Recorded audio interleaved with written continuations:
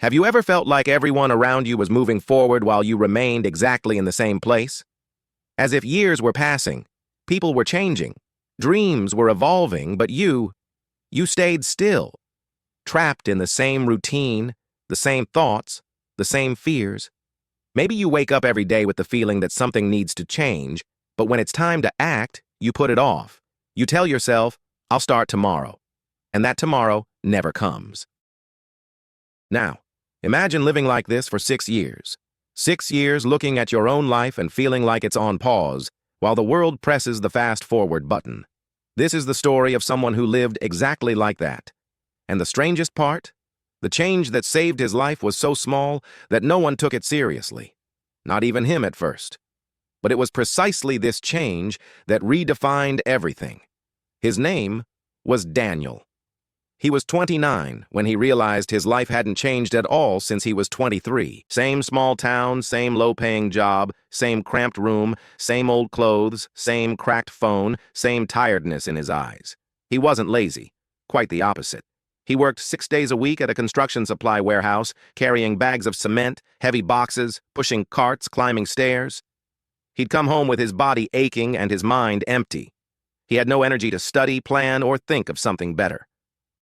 All he did was eat whatever was around, lie in bed and doom scroll on his phone until he fell asleep. The next day, it all repeated. And so it went for 6 years. The problem wasn't just the money. It was the feeling of invisibility.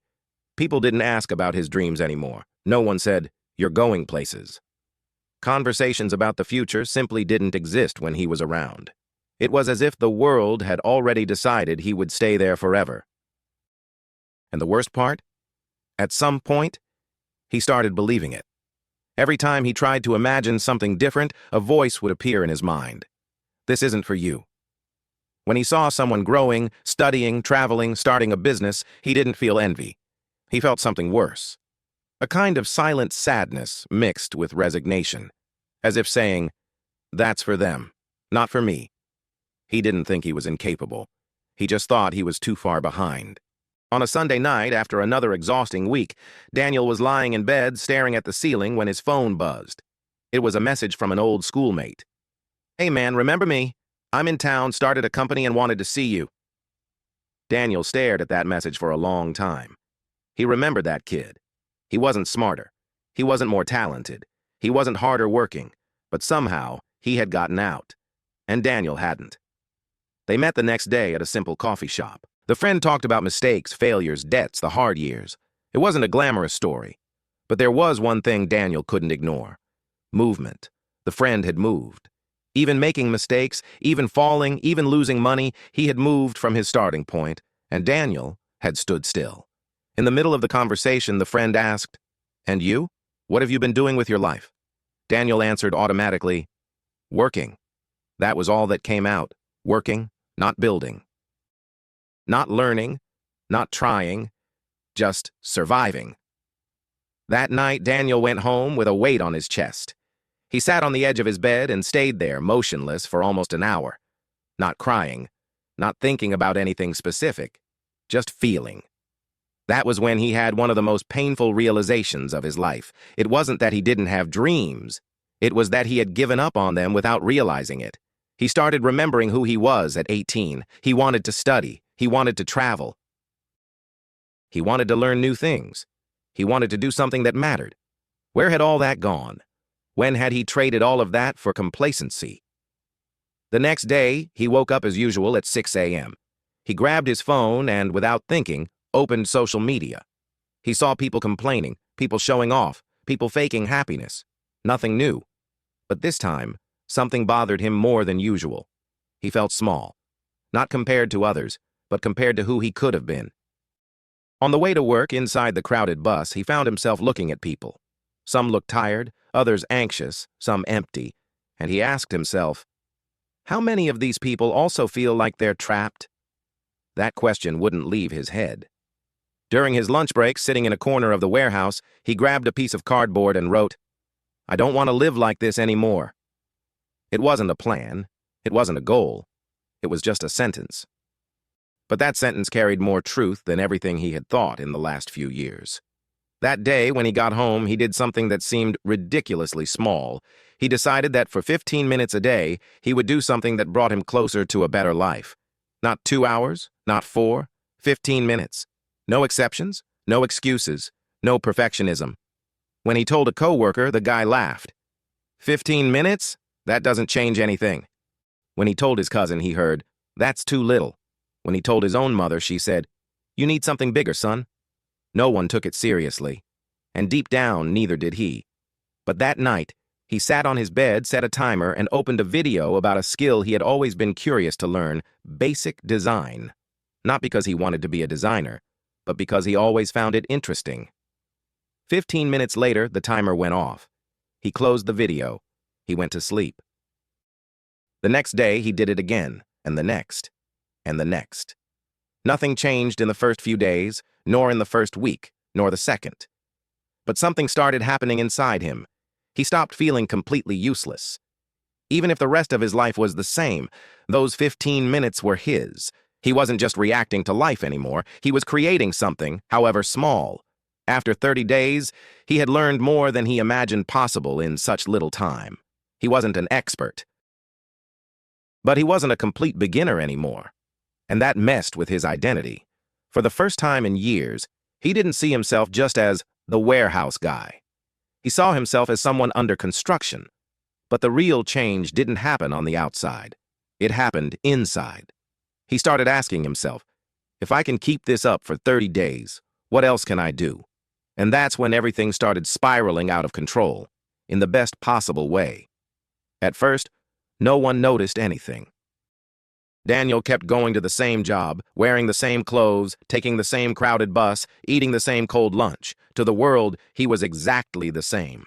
But inside, something was slowly changing, almost invisibly. Those daily 15 minutes started becoming sacred. He stopped negotiating with them. It didn't matter how tired he was, how unmotivated he felt, or how heavy life seemed. 15 minutes. That's it. It was too small to scare him, but big enough to keep alive a flame he hadn't felt in years. Over time, 15 minutes became 20, then 30. Not because he forced himself, but because he started liking it. He began to feel a strange sense of progress. It wasn't happiness, it was something more solid. It was dignity. He'd come home tired from work, but when he sat down to learn, he felt that tiredness had a purpose. But life doesn't like it when someone decides to change. It's as if everything around you tests that decision. His boss started demanding more. The shifts got heavier. A colleague quit, and Daniel had to cover extra hours. His mother got sick for a few days. He lost 2 hours on the bus due to a partial strike.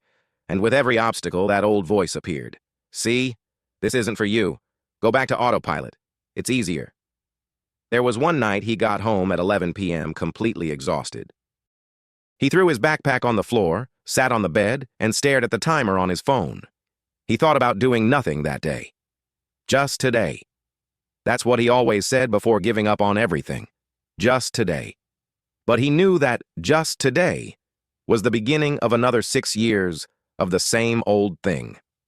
He took a deep breath, opened his computer, and started. 15 minutes. At first, he couldn't focus. His head felt heavy. His body ached. But he stayed. When the timer beeped, he closed everything and lay down. And for the first time in a long time, he slept without that feeling of failure stuck to his chest. Gradually, something curious began to happen.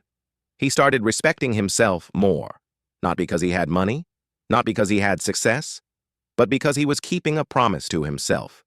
That changes the way you walk, the way you talk, the way you look at people. He started answering differently when someone asked about life. He no longer said just working.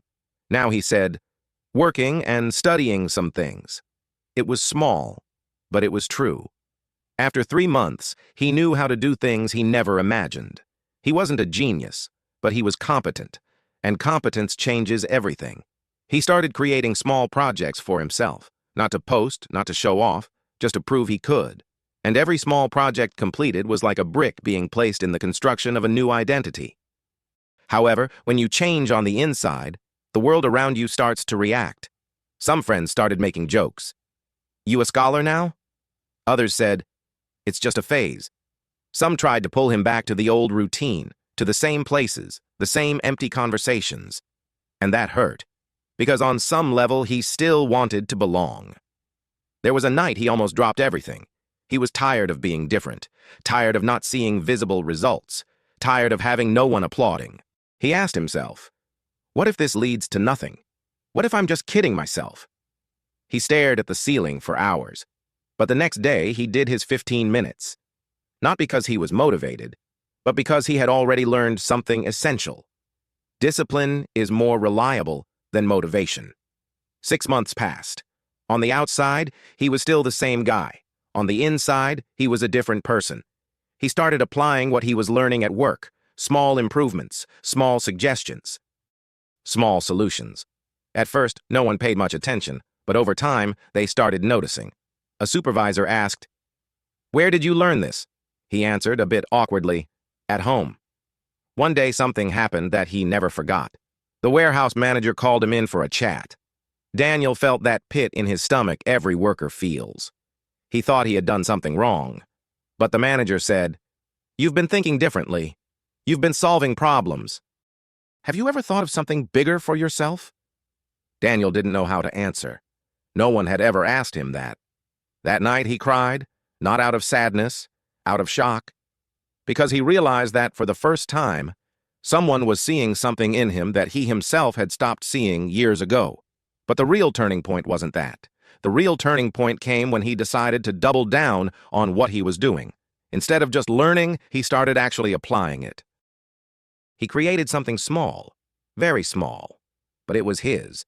It was imperfect, simple, almost ridiculous, but it was real. He showed it to a few people. Most ignored it. Some laughed. One said, "This won't go anywhere." And for the first time, that didn't destroy him. He smiled, because he realized something that changed everything. No one believes in what you're building when it's still invisible. But that doesn't mean it isn't real. He kept going. A year later, Daniel wasn't famous. He wasn't rich. He hadn't gone viral. But he had something he never had before: direction. He no longer asked himself, "What is the meaning of my life?" He was too busy building something. He got a better opportunity at work. Not by luck, but because now he had something to offer. He started earning more, moved to a different neighborhood, bought new clothes, not to show off, but because for the first time he felt he deserved it. And then, one day, something symbolic happened. He bumped into that old friend from the coffee shop again, and this time the conversation was different. There was no envy. There was no comparison, just respect. And that, for Daniel, was more valuable than any paycheck. But the most powerful part of this story isn't about money. It's about identity. He realized he hadn't changed because he found a magic secret. He changed because he started moving, even when no one believed, even when it seemed useless, even when there was no reward. And this is where his story connects with yours. Maybe you are exactly where he was. Tired, stuck, invisible. Maybe you think you need something big to change. An expensive course, a perfect idea, a stroke of luck. But what if all you need is a change too small for others to take seriously? 15 minutes a day changed his life. Not because 15 minutes is a lot, but because they broke the old identity and started building a new one.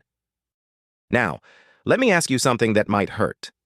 How many years of your life have you already lost waiting to feel ready? Because here's the truth. No one feels ready. The people who change start unprepared, insecure, afraid. But they start. And that is why I want to challenge you right now. Not tomorrow. Not next week. Today. Choose something. Just one thing. Something that, if you did a little bit every day, your life would be different a year from now. It doesn't have to be big. It has to be consistent. And write in the comments right now. What is that thing? This isn't for me. It's for you to make a public commitment to yourself. If this story made sense to you, hit the like button now. Not to please the algorithm, but as a signal to yourself that you are ready to get off autopilot. And if you want more stories like this, stories that don't treat you as weak but as someone under construction, subscribe to the channel now. Because every week I'm going to show you that ordinary people change their lives not with miracles, but with small decisions made every day. Daniel's life didn't change because he was special. It changed because he stopped waiting. And now the question is, are you going to keep waiting, or are you going to start today?